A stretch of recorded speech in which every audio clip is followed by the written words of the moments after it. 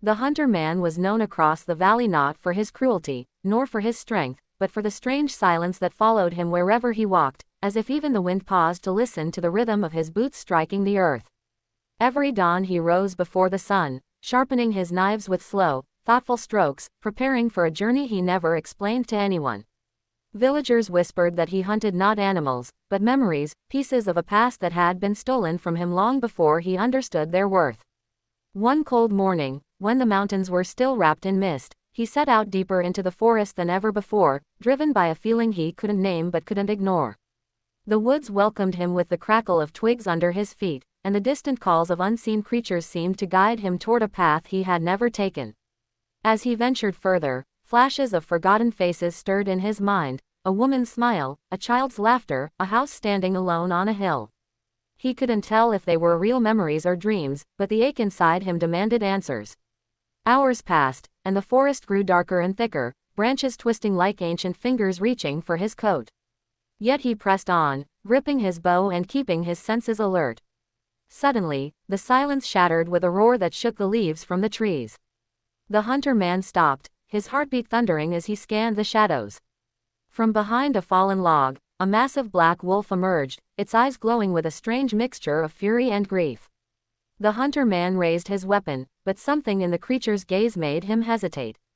It wasn't just a beast, it was a guardian, protecting something deeper within the forest.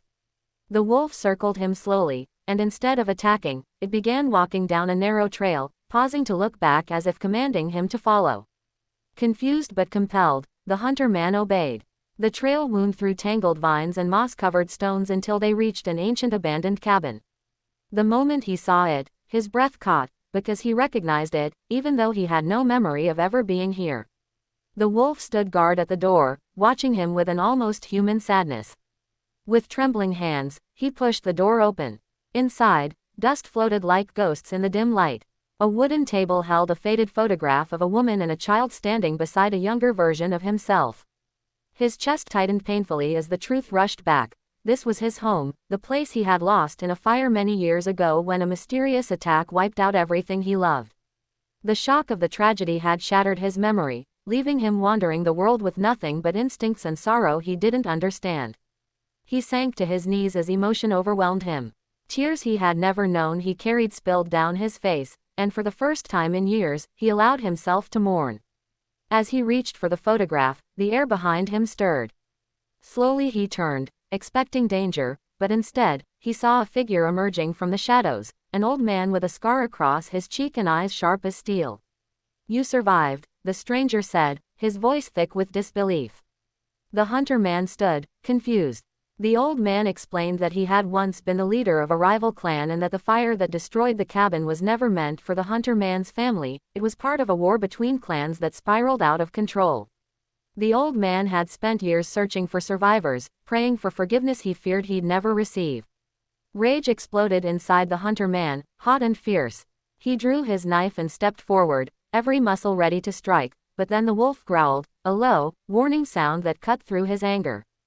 The hunter man froze. The old man bowed his head and whispered, "I came to face the consequences.